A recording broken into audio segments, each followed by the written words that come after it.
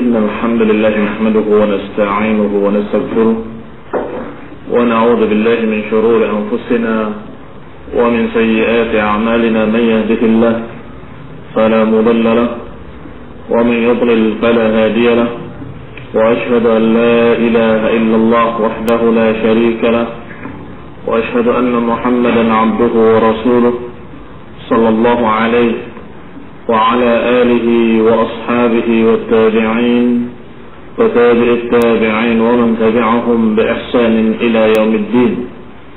يا أيها الذين آمنوا اتقوا الله حق تقاته ولا تموتن إلا وأنتم مسلمون. يا أيها الناس اتقوا ربكم الذي خلقكم من نفس واحدة وخلق منها زوجها وبث منهما رجالا كثيرا ونساء، واتقوا الله الذي تساءلون به والأرحام إن الله كان عليكم رقيبا. يا أيها الذين آمنوا اتقوا الله وقولوا قولا سديدا يصلح لكم أعمالكم ويغفر لكم ذنوبكم، ومن يطع الله ورسوله فقد فاز فوزا عظيما. أما بعد، فإن خير الحديث كتاب الله، وخير الهدي هدي محمد صلى الله عليه وعلى آله وسلم، وشر الأمور محدثاتها، فإن كل محدثة بدعة، وكل بدعة ضلالة، وكل ضلالة في النار. Akhwani fillah, a'azakumullah. Masalah jahiliyah yang kelima yang diselidiki oleh Rasulullah sallallahu alaihi wa ala alihi wasallam adalah iqtida' bil 'alim al-fasiq atau al-'abid al-jahil. Kebiasaan masyarakat jahiliyah, masyarakat di zaman kebodohan sebelum datangnya Islam kepada mereka hanya mengikuti tokoh-tokoh yang dianggap sebagai tokoh. Padahal kalaupun dia punya ilmu, ternyata orang-orang yang tidak mengamalkan ilmunya, alias ulama su. Kalaupun ahli ibadah, ternyata ahli ibadah yang tidak punya ilmu. Perhatikan dua golongan ini. Dua golongan yang biasa diikuti oleh masyarakat jahiliyah. Yang pertama, al-alimul fasik. Alimul fasik adalah orang yang berilmu tapi fasik. Orang yang berilmu, punya ilmu, tetapi ulama usu, ulama yang jelek. Seperti tokoh-tokoh Yahudi. Di zaman masyarakat jahiliyah sudah ada tokoh-tokoh Yahudi. Ada pendeta-pendeta Yahudi. Mereka punya ilmu. Mereka mengerti Taurat. Mereka pernah mendengar ucapan-ucapan Nabi mereka, Nabi Musa alaihissalam. Demikian pula pendeta-pendeta Nasrani. Saat itu ada. Tetapi mereka yang memiliki ilmu tersebut bukan orang-orang saleh. Tokoh-tokoh Yahudi yang mengerti Taurat, mengerti ucapan Musa alaihissalam, ternyata adalah orang-orang yang digambarkan oleh Allah Subhanahu wa taala dalam Quran, yashtaruna bi ayatillahi thamanan qalila. Yang menjual ayat-ayat Allah dengan harga yang murah. yakni biasa menjual ayat, menjual fatwa. Yang halal bisa jadi haram, yang haram bisa jadi halal, asal bayarannya cukup, asal harganya dipenuhi. Ini yang ada pada saat itu. Tokoh-tokoh Yahudi yang dianggap atau yang keadaannya alim fasik, berilmu tapi fasik, ulama usul. Atau model kedua yang diikuti masyarakat jahiliyah, yaitu al-abid al-jahil. Al-abid al-jahil biasanya orang-orang Nasrani. Karena orang-orang Nasrani mereka mengada-adakan kebiasaan bid'ah yang disebutkan dalam Quran dengan istilah rahbaniyah. Rahbaniyatan ibtada'uha ma katabnaha 'alaihim illa ibtigha' wajhillah. Rahbaniyah, kependetaan, kerahiban yang mereka ada-adakan secara bid'ah. Kerahiban, kependetaan yang mereka ada-adakan dengan kebid'ahan, maka katabnaha alaihim, kami tidak pernah mewajibkan kepada mereka, kata Allah. Allah tidak pernah memerintahkan kepada kaum Nasrani untuk mengerjakan rahbaniyah. Nabinya, Nabi Isa alaihissalam juga tidak pernah mengajarkan kepada mereka rahbaniyah, tapi mereka sendiri yang mengada-adakan rahbaniyah. Apa itu rahbaniyah? yakni sifat kependetaan yang tidak mau bergaul dengan manusia, menyembunyi di gua-gua, mengurung diri di mihrab-mihrab, dan kemudian mereka tidak mau makan makanan tertentu. Ada yang tidak mau makan daging, ada yang tidak mau makan makanan makhluk-makhluk hidup, hanya pepohonan dan daun-daunan. Ada di antara mereka yang mengembara tanpa tujuan, pokoknya mengembara terus. Ini semua adalah rahbaniyah yang diada-adakan oleh mereka secara bid'ah. Berarti kalau dilihat dari rajinnya mereka ibadah, rajin. Mereka bahkan terus-menerus ibadah, terus-menerus, bahkan tidak memikirkan dunia sama sekali. Hanya mengurung diri di mihrab-mihrabnya, di tempat ibadahnya, berzikir, beribadah sampai mati. Tapi sayang, mereka yang rajin-rajin beribadah ini ternyata tanpa ilmu, ternyata jahil. Akhirnya mereka beribadahnya dengan kebodohan. Akhirnya mengada-adakan rahbaniyah kependetaan tadi, yang akhirnya mereka menjadi orang-orang yang abid tapi jahil, beribadah tapi dengan kebodohan, sehingga ibadahnya ibadah yang salah, caranya cara yang salah, modelnya model yang bid'ah. Ini abid tapi jahil. Ketika masyarakat jahiliyah, sebelum datangnya Rasulullah pada mereka, sebelum datangnya ajaran Islam yang dibawa oleh Nabi kita Nabi Muhammad sallallahu alaihi wasallam, siapa yang diikuti oleh musyrikin? Siapa yang diikuti oleh orang-orang musyrikin Arab ketika itu? Tidak ada lain kecuali dua model manusia tadi. Tidak ada lain kecuali dua model tokoh tadi. Tokoh ahli ilmu tapi fasik, atau tokoh ahli ibadah tapi bodoh. Tokoh Yahudi atau tokoh Nasrani. Ini keadaan mereka. Makanya ketika datang Rasulullah mengajarkan pada mereka tauhid la ilaha illallah, apa yang dilakukan oleh musyrikin? Berduyun-duyun datang ke Madinah, menemui Jibt wa Taghut, menemui tokoh Yahudi, menemui pendeta Yahudi, dan menanyakan bagaimana berita tentang Nabi yang akan datang. Apakah betul seperti Muhammad sallallahu alaihi wasallam?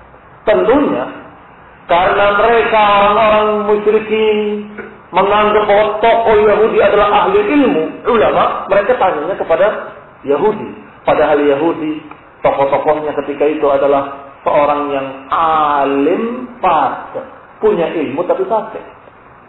Yashtaruna bi ayatillahi thamanan qalila, dan mereka dalam keadaan melemparkan kitabnya wara'a zuhurihim ka'annahum la ya'lamun.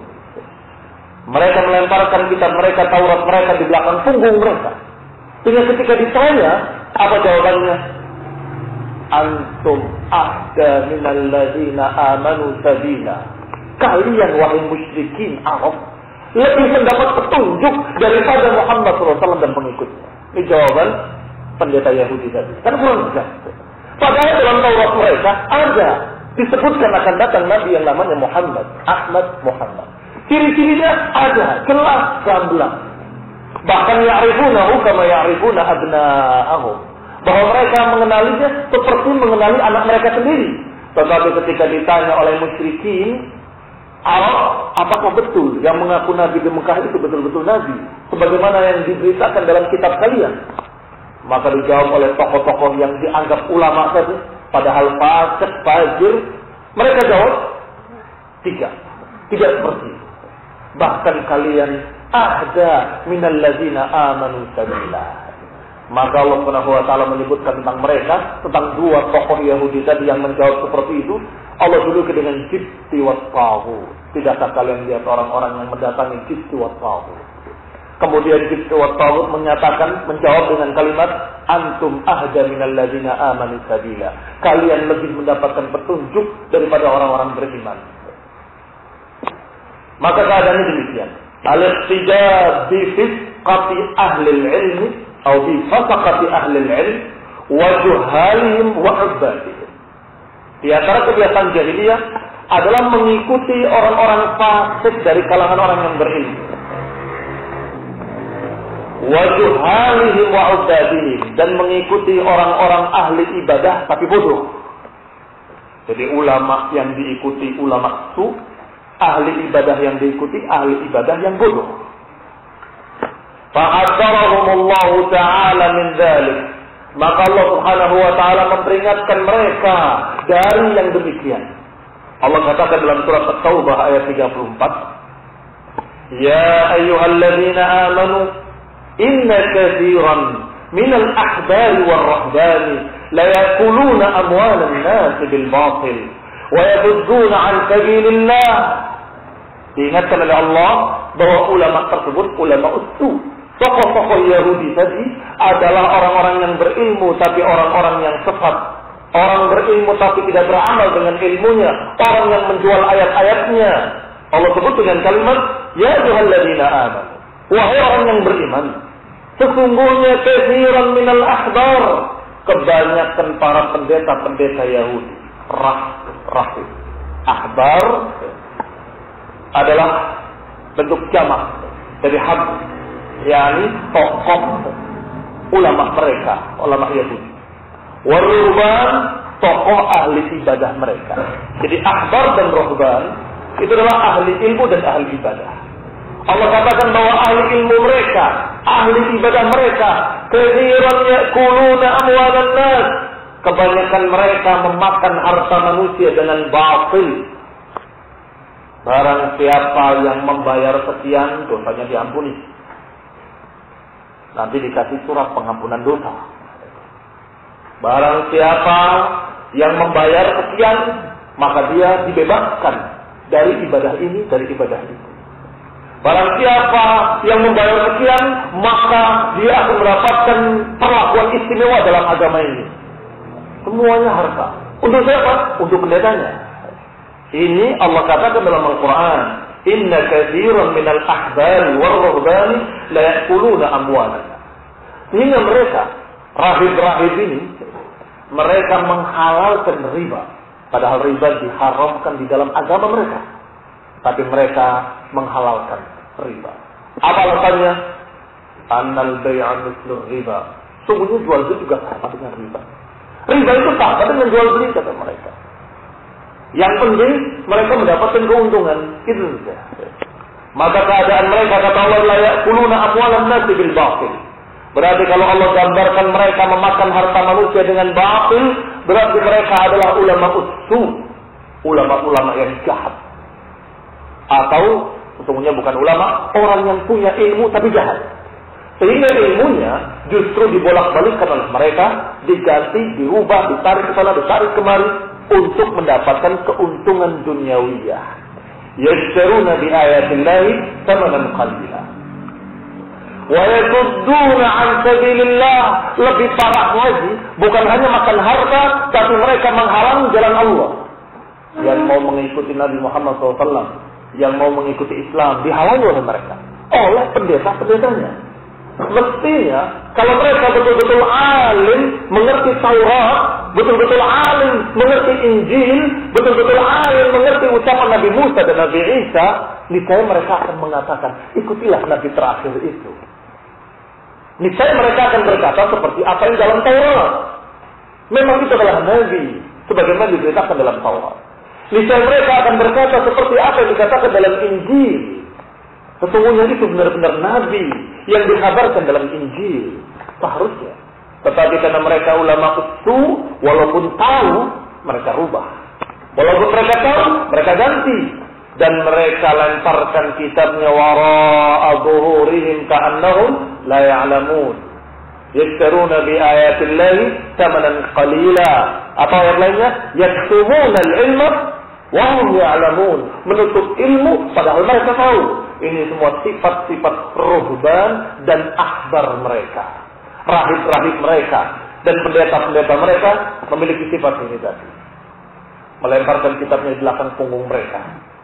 menjual ayat-ayat Allah dengan harga yang murah, menjual fatwa apa yang dibutuhkan oleh mereka, asal ada bayarannya dia akan mau. Yang ketiga, yaktumunal ilma wa hum ya'lamun, menutup ilmu dalam keadaan mereka tahu. Dan yang keempat, yuharrifunal kalima an mawadhi'i, mereka merubah-rubah kalimat dari tempat-tempatnya. Kalau belum sempat diketahui, disembunyikan. Mereka sembunyikan kitabnya di belakang punggung mereka sembunyikan. Kalau belum diketahui. Tapi kalau sudah kadung diketahui oleh murid-muridnya, tapi kan ada dalam Taurat. Apa yang dilakukan oleh pendeta-pendeta tadi? Yuharrifunal kalima an mawadhi'i, merubah-rubah kalimat dari tempatnya. Ini maksudnya bukan begitu, tapi begini. Ini maksudnya bukan Ahmad sana, tapi Ahmad sini. Ini maksudnya begini dan begitu. Yuharrif, tahrif, mengganti-ganti kalimat, merubah-rubah kalimat, menyeret maknanya ke sana dan kemari. Hada fi'latul yahud min al-ahbari wal ruhban, dari ahbar dan ruhban. Allah gambarkan dalam surat At-Taubah ayat 34 ini agar kita jangan seperti jahiliyah. Seperti masyarakat jahiliyah. Masyarakat jahiliyah itu panutannya adalah ulama usu dan ahli ibadah yang bodoh. Kenapa demikian kira-kira? Kenapa masyarakat jahiliyah itu mengikuti ulama usu? Apa karena nggak paham kalau itu ulama usu? Atau kan sengaja walaupun paham?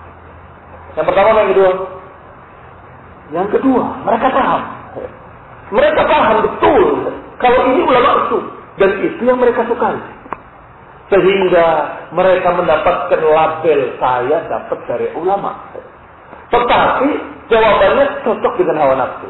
Kalau ke ulama sungguh-sungguh ulama yang mengikuti ilmunya, maka niscaya dia akan mendapatkan jawaban yang tidak memuaskan. Seperti kejadian di masa sudah datangnya Islam. Ada 1-2 orang bertikai. Kita berhukum. Kita tanyakan pada fulan, tokoh Yahudi yang alim. Yang satu menyatakan tidak bolehnya riba, yang satu mengatakan boleh riba. Kata yang menyatakan bahwa tidak bolehnya riba, kita tanyakan kepada fulan, ini kepada muslimin.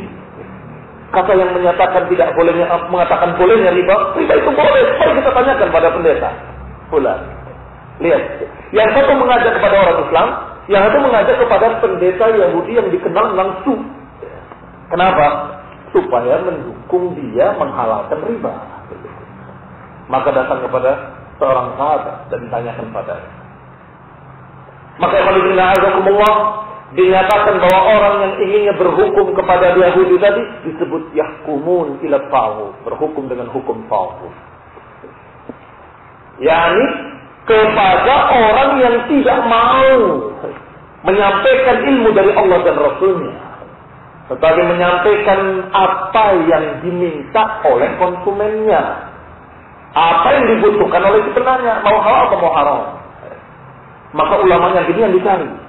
Dan subhanallah, kebiasaan jahiliyah itu sampai hari ini ada. Muncul dan seperti jamur di kalangan masyarakat fasikin tentunya.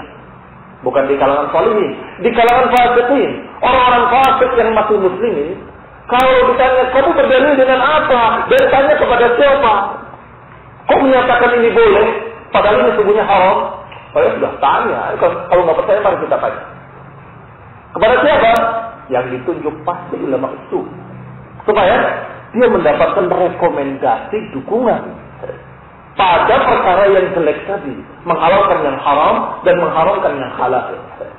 Maka Allah perlu di sini diingatkan bahwa itu adalah kebiasaan jahiliyah, mengikuti ulama-ulama su, mengikuti ahli ibadah yang bodoh.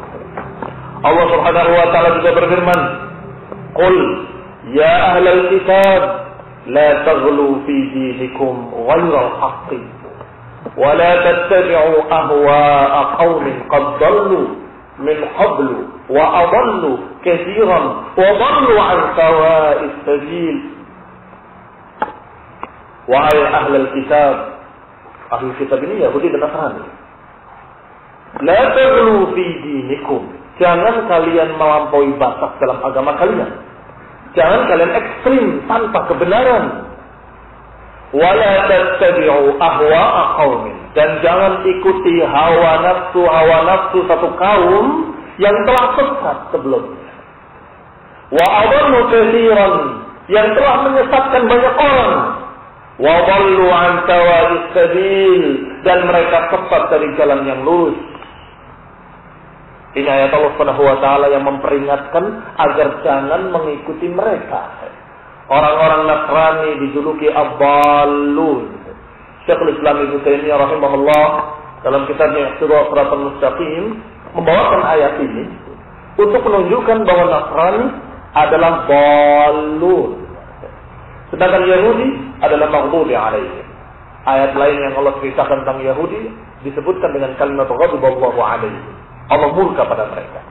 Sedangkan ketika Allah berbicara tentang Nasrani, karena ayat sebelumnya dan sesudahnya berbicara tentang Nasrani, Allah katakan jangan kalian melampaui batas wahai ahli kitab, dan jangan ikuti mereka, orang-orang Nasrani yang dhallu min qablu wa adallu katsiran wa dhallu an sawa'is sabil. 3 kali disebut kalimat sesat. Mereka telah sesat, mereka menyesatkan, dan mereka sesat dari jalan Allah. Diulang-ulang 3 kali menunjukkan bahwa khasnya mereka, khasnya kaum Nasrani adalah dalal. Apa bedanya dalal dengan al-maghdub alaihim? Apa perbedaannya? Dalal itu adalah sesat dalam keadaan mereka ingin baik, tapi tersesat.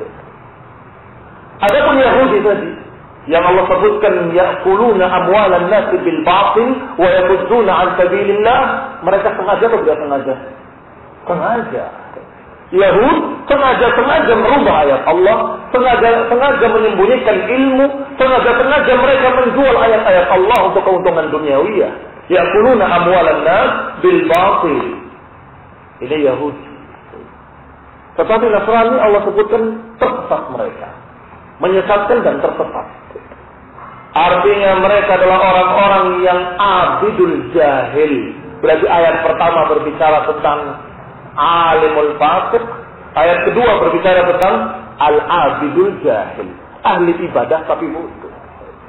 Orang Nasrani kadang-kadang tidak butuh harta, tidak seperti Yahudi yang memang mencari dunia terus, merubah ayat untuk cari dunia, menjual fatwa untuk cari dunia, yuharrifuna al-kalimah untuk cari dunia, menuntut ilmu untuk keuntungan dunia.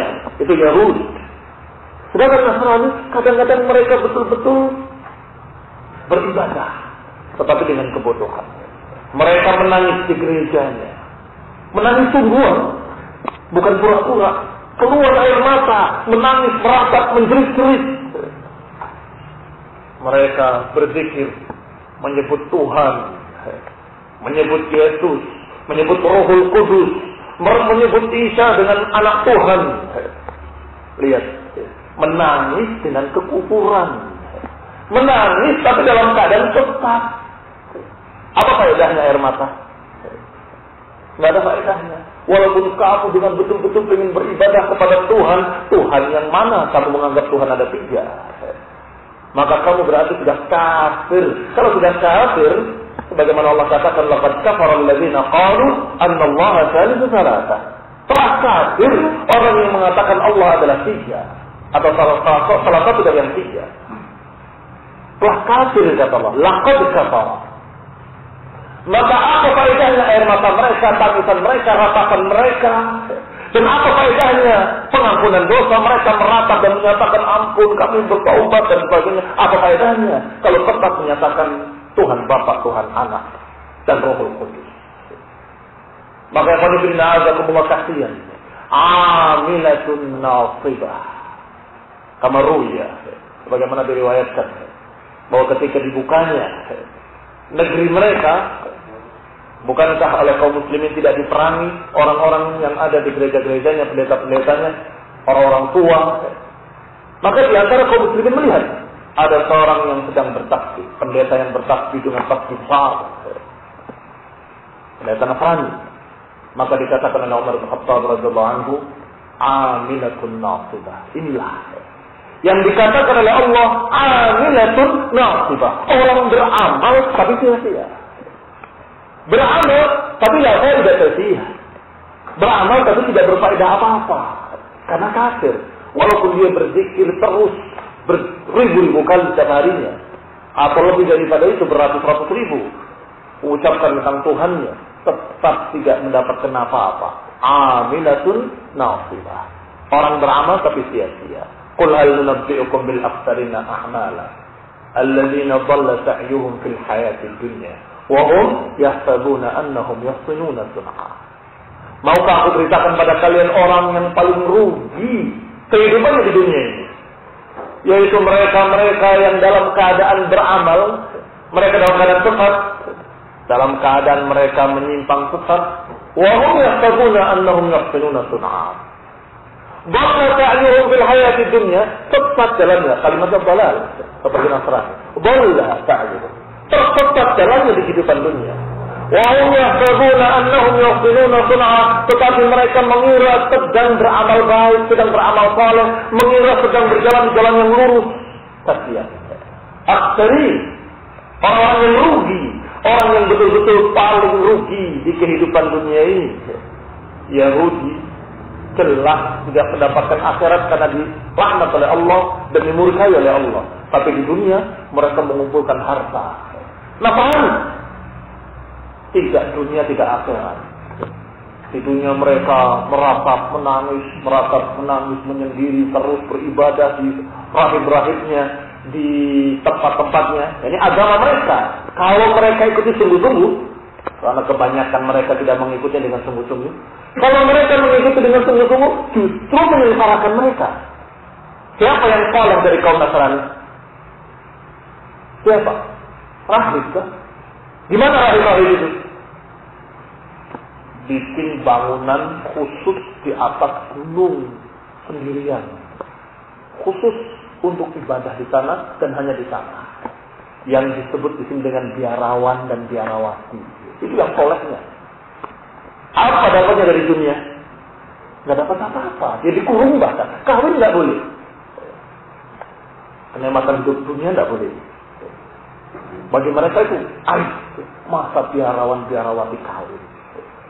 Tidak boleh menyebut itu haram. Apa akibatnya? Sengsara di dunia. Apa dapat di akhirat? La syai'. Berarti la dunia wal akhirah. Inilah yang dikatakan akhsarina a'mala alladzina dhalla sa'yuhum fil hayatid dunya. Yang sesat jalannya di kehidupan dunia, tapi mereka mengira sedang berbuat baik. Ila ayati ukhra. Pada ayat-ayat lain juga banyak yang menceritakan tentang dua golongan ini. Golongan ulama tapi betul-betul fasik yang menjual ayat-ayatnya, menjual fatwa dan sebagainya seperti Yahudi. Dan tokoh-tokoh orang yang ahli ibadah atau dianggap ahli ibadah tapi bodoh. Seperti Nasrani, seperti pendeta-pendeta Nasrani, seperti biarawan dan biarawati. Masyarakat jahiliyah mengikuti dua golongan ini. Sedangkan ketika Rasulullah datang menyatakan jangan ikuti mereka. Jangan ikuti ulama usu dan jangan mengikuti ahli ibadah yang bodoh. Berarti siapa yang diikuti? Yang diikuti oleh kaum muslimin adalah al-alim al-amil. Beramal dan berilmu. Berilmu dan beramal. Orang yang punya ilmu dan beramal dengan ilmunya. Konsekuensi. Ini ulama yang betul-betul dikatakan ulama. Yang ulama beramal dengan ilmunya adalah orang-orang yang Allah katakan innama yakhshallaha min ibadihi ulama. Sesungguhnya yang takut pada Allah, yang khusyuk kepada Allah adalah orang-orang yang berilmu. Ini ulama. Adapun ulama yang menjual fatwa tadi adalah ulama usul, bukan ulama. Maka kaum muslimin diajarkan oleh Allah Subhanahu wa taala dengan ayat-ayat tadi agar jangan mengikuti ulama usul, tapi ikutilah ulama rabbani, ulama yang mengamalkan ilmu, ahli ibadah yang beribadah dengan ilmu, bukan beribadah dengan kebodohan. Dan ayat-ayat lainnya yang Allah perintahkan di dalamnya untuk kita mengikuti yang demikian, mengikuti orang yang saleh, yang beramal dengan ilmunya, yang beribadah dengan ilmu, dan jangan mengikuti orang-orang fasik, ahli dalal, al-ghaib, orang-orang yang sesat, orang yang menyimpang. Wadzalika min sunani ahli jahiliyah, karena mengikuti orang yang sesat, mengikuti ulama usul adalah kebiasaan jahiliyah dan jalan mereka yang bengkok, jalan mereka yang tersesat. Wallahu taala a'lam. له توفيق العافية. سبحانك اللهم وبحمدك أشهد أن لا إله إلا أنت أستغفرك وأتوب إليك.